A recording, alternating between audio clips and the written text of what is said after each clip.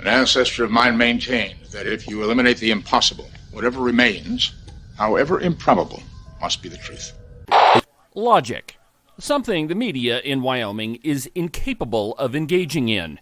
God, my work is never done. Here we go.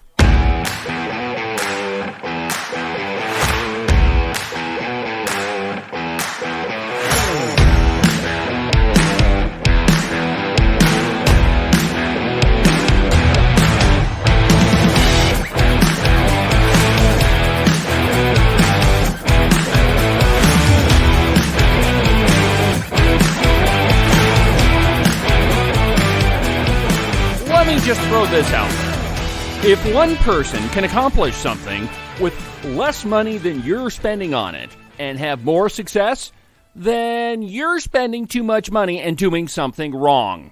Yeah, I know, this whole logic business is pretty difficult. And speaking of logic, what happens if you proceed from a false assumption? Well, everything that follows after is also false. This really is mentally taxing, isn't it? It is for the Wyoming media and for newcomers to it, who ironically call themselves, get this, Wyoming Truth.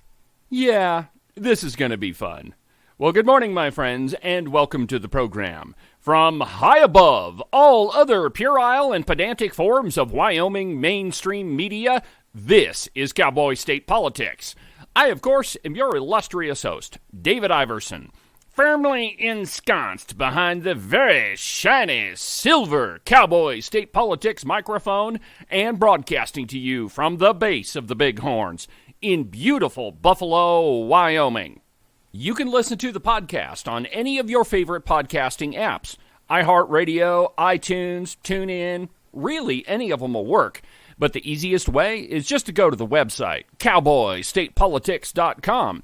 There you can find all of the shows, as well as any of the articles that I might bring up during the course of a program.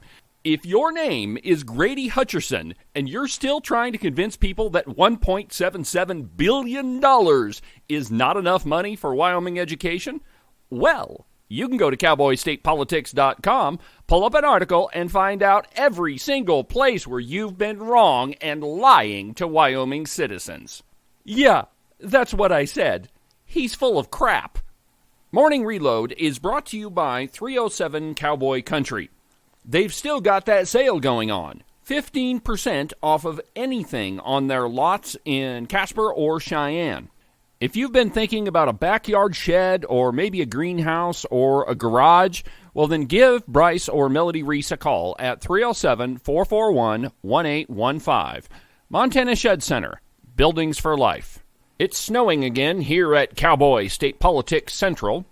It would appear that we're going to have a white Christmas. Not that that was ever really in doubt, this year anyway. Yep, it could turn out to be a perfect Christmas after all. Speaking of snow, doesn't show signs of stopping, and I've brought some corn for popping. The lights are turned way down low. Let it snow, let it snow, let it snow. When we finally kiss goodnight, how I'll hate going out in the storm. But if you really hold me tight, all the way home I'll be warm. The fire is slowly dying, and my dear, we're still goodbye.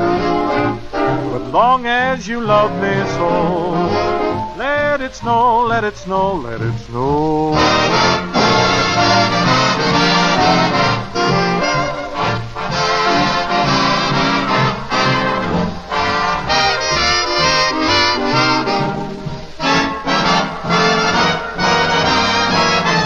Great song. I love it. Wish I could find somebody to curl up by the fire with myself for Christmas. Education funding and Medicaid expansion are the two topics that come up most frequently at the Wyoming legislature. Every 2 years, Cheyenne sets the budget for school funding in the state of Wyoming. This go-around, per the 2022 Crew report, is $19,700 per student. You heard that correctly. $19,700 for every student in Wyoming schools. Most families in Wyoming have 2 children. Just imagine what you could do, education-wise, with $40,000 extra in your bank account.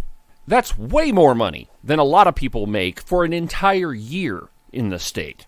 However, there are groups that are claiming, and suing over it, that isn't enough money. Yeah, I'd just love to get the Wyoming Education Association's lobbyist Tate Mullen backed into a corner and ask him several very pointed questions. The biggest question that every single Wyoming taxpayer should ask is, good Lord, how much money is enough? And there's the rub of it. What is enough?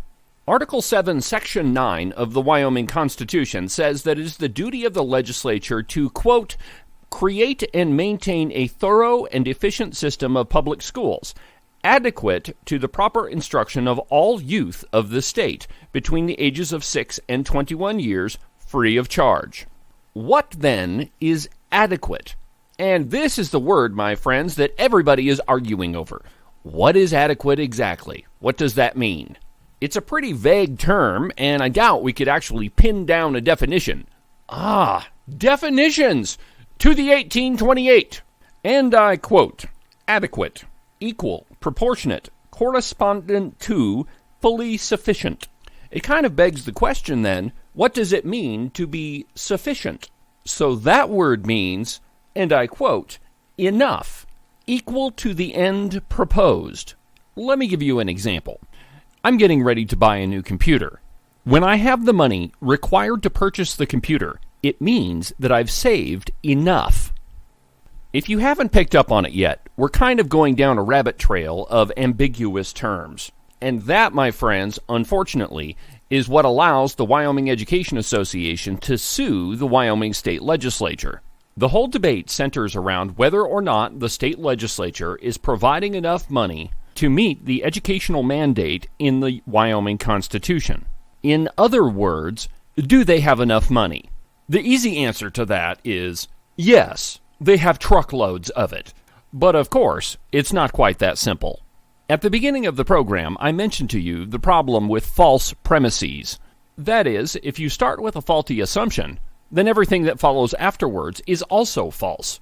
An article published by this outfit called The Wyoming Truth, entitled Wyoming Schools at a Crossroads, State Senator Will Push for More K-12 Education Funding, written on November 28th by Shen-Wu Tan, argues that of course we need to spend more on education in Wyoming.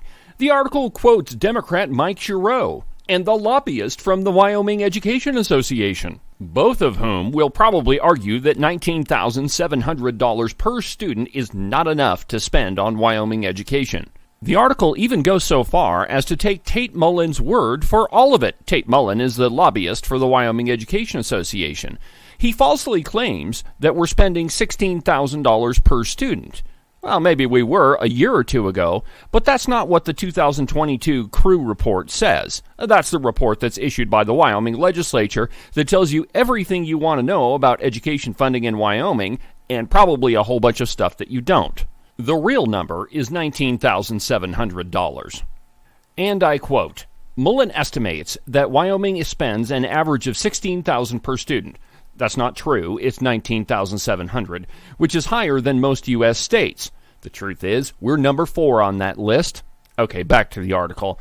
Yet, he argues that the rural nature of Wyoming poses some unique challenges, noting that the state has many smaller communities, but not larger cities that can absorb some of the education costs. Quote, when you have communities that have smaller populations, and they are constitutionally given the right to an adequate and equitable education, that means we need to provide these smaller communities with the same type of education that we're providing at our larger communities, Mullen said. Quote, because they are smaller communities, that cost goes up. End quote. And because Wyoming Truth does not provide the other side of the argument, allow me. The false premise is that we're not already providing an adequate and equitable education. Let me just give you some numbers. According to the 2022 Crew Report, Wyoming spends $1.77 billion every single year, at least this year, on education in Wyoming. The cost of education in Wyoming goes up approximately $200 million automatically every single year. The legislature doesn't have to do anything. They've put in statute automatic, what they call escalators, to increase the funding for education year over year. $200 million every year. What that means, my friends, is that by next year, we'll be spending close to $2 billion. Here comes the fun part. You're going to love this. In 2021, the population of Wyoming was 578,803 people. If you account for an average birth rate of 1.1%, which is what it was in 2020, that means the population, roughly in 2022, is 580,114. That means that every single man, woman, and child in this state is paying $3,062 this year alone for Wyoming education, and it will go up next year. Honestly, how much more money could you possibly want, Tate Mullen? And what about Jerry Paxton's argument in the article that we have to pay more to get good teachers? Because, of course, good teachers, that results in higher test scores, right? Frankly, this is an argument that he shouldn't have made. It's easily disprovable. Allow me to demonstrate. Spending in education in Wyoming is number 4 in the nation at $19,700 per student. Depending on where you look, Wyoming ranks anywhere from 26th to 21st in test scores. It's Christmas, and I'm feeling a little charitable, so let's just say that Wyoming ranks 21st in the nation in test scores. Directly above us on that list is Minnesota, Iowa, and South Dakota. If what the Education Association, Tate Mullen, and Jerry Paxton are claiming is true, that higher funding equates to higher educational outcomes, how is it that Minnesota, Iowa, and South Dakota have higher test scores than we do? Minnesota is number 17th on the list at $12,664. Iowa is number 29th on the list at $11,337, and South Dakota is 44th on the list at $9,913 per student. How is it possible that they have higher test scores than Wyoming when we are number 4th in the nation in per-student education funding? How is that possible? Simple. It doesn't have anything to do with it.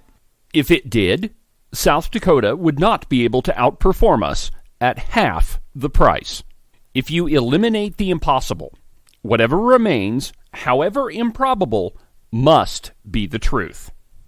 All of the arguments from Tate Mullen, Jerry Paxton, the Wyoming Education Association, Redcoat Steve Harshman, who never met a dollar that he didn't want to throw at Wyoming education, that we need more money so we can hire better teachers and get better test scores. All of those are total baloney. The truth is that Wyoming spends way too much money on administration. There are 800 teachers that we are paying for. That includes salaries and full benefits that do not exist. Every single school district in the state of Wyoming, except one, spends more money on administration that the legislature recommends or that our high-priced consulting group that we hire every 2 years says that we need to. The facts are clear. We spend way too much money and we don't get what we paid for. And unfortunately, the reason why you don't hear a lot of legislators speaking out about this and telling you the truth is because of the Wyoming Education Association. They're the loudest, and they're the most powerful lobbying group in the state. And if you're a legislator that speaks the truth and says, we spend too much on education, they'll spend way more trying to defeat you in the next election. And that, my friends, is the actual Wyoming truth. Well, that'll do it for this installment of Morning Reload. Have a good week, and we'll talk again on Wednesday, where we're going to have an interview with our Congresswoman, Harriet Hageman. From the base of the Bighorns, in beautiful Buffalo, Wyoming, I'm David Iverson, and this is the one and only Cowboy State Politics.